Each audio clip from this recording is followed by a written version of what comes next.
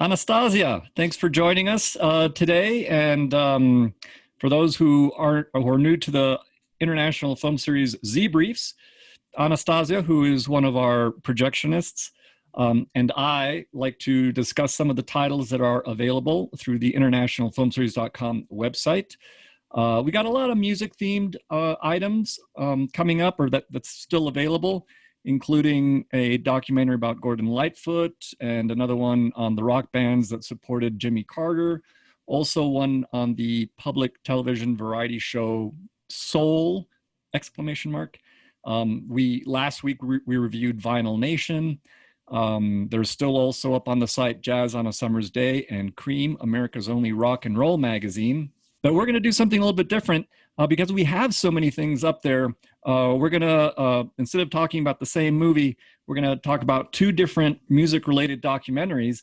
And I'm going to let Anastasia just go off and take it right away with the documentary that she saw. Yeah, go ahead. Tell us what you saw and what you thought. All right, so I watched Herb Alpert Is. It's a 2020 documentary, and it goes into the seminal career of Herb Alpert, starting from beginning with his childhood and moving through how he also has, in addition to playing the trumpet, he has a great career in sculpting and painting and how he's incorporated art into his life.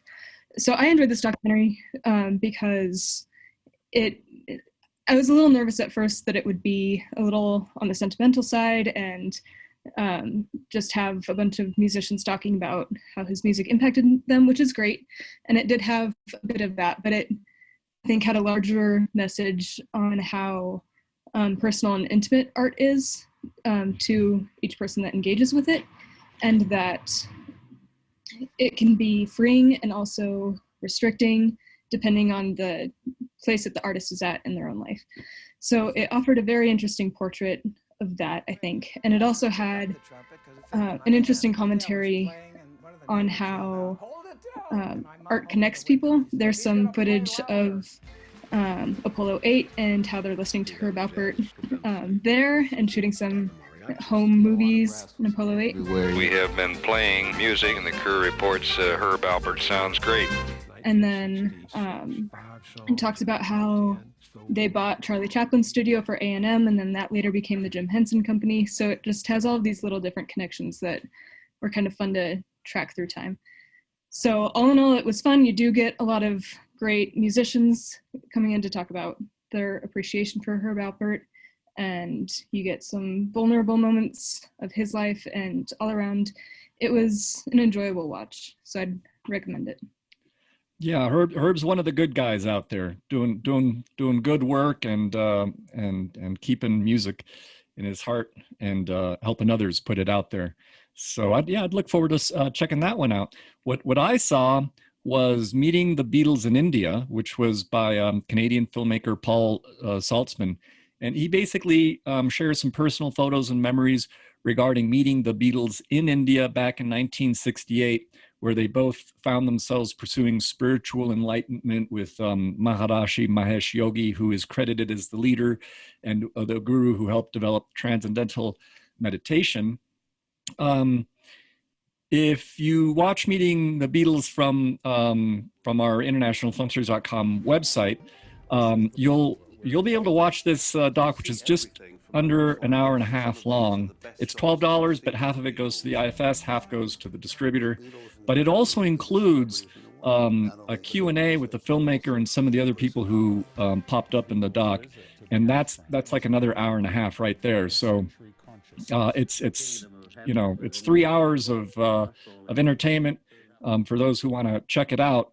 The people who I would definitely recommend this film to are, of course, anyone who likes the Beatles, as you'll get some interesting insights into the background to some of the songs that wound up on the White Album. Also, anyone interested in transcendental meditation, as this documentary is pretty much a testament to how isolating yourself from day-to-day activities can be a very, it can instigate new creative endeavors. With the Beatles, they were going through a time when they were they were so incredibly famous. They couldn't walk, 2 feet without just being mobbed. And so for them to be able to just be some like in another country in just meditating for sometimes way too long, frankly, because I think they had maybe a couple times when they worked themselves up to meditating 8 hours a day. That seems like there could have been some songs that we might could have been made if they hadn't been meditating that long. But anyway, I kid. Anyone who's not into the Beatles or into meditation, I'd probably have to warn them that there's a few setbacks to the doc. One is that they clearly were not able to afford the rights to play any of the Beatles songs.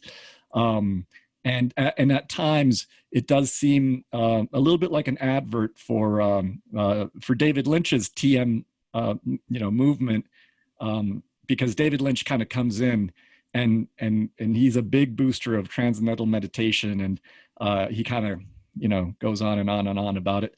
But I do want to add just one last little tangent, a diversion, but it's related to the Beatles because I just came across the video for it's Sean Lennon's band Ghost, G-O-A-S-T-T, and they have a video. If you search for the director's cut to Animals, this is a 2014 music video, and it's fun, and it reminds me of sort of the Sgt. Pepper's kind of thing. And given that we're talking about the Beatles when they were in, doing their meditation and the whole sexy Sadie guru time, this video with Sean does feature him as a guru leader who's like, he tells his followers to stop smoking the llama dung, and then it goes into the song.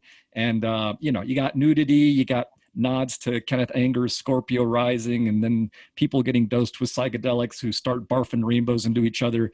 And then, cops that show up at a big sort of psychedelic party who get dosed and then start taking off their clothes and dancing naked. And then the UFOs arrive. So what more could you want? Now that is 3 minutes of just awesome free entertainment if you Google Animals and Ghost. And I think, Anna, you saw it and you also give it a thumbs up. Is that right? Yeah, absolutely. It's a lot of fun and a nice song to go along with it. So definitely check it out. Very catchy tune. So check those things out. Thanks for listening. Anna, thanks as always for joining us this week. And I'm sure we'll have something next week. And to anyone who's watching, we do appreciate it when you come to the internationalfilmseries.com website. It's really helping us out during the quarantine. And we hope that you're finding some cool, interesting movies out there. So thanks again and see you next week.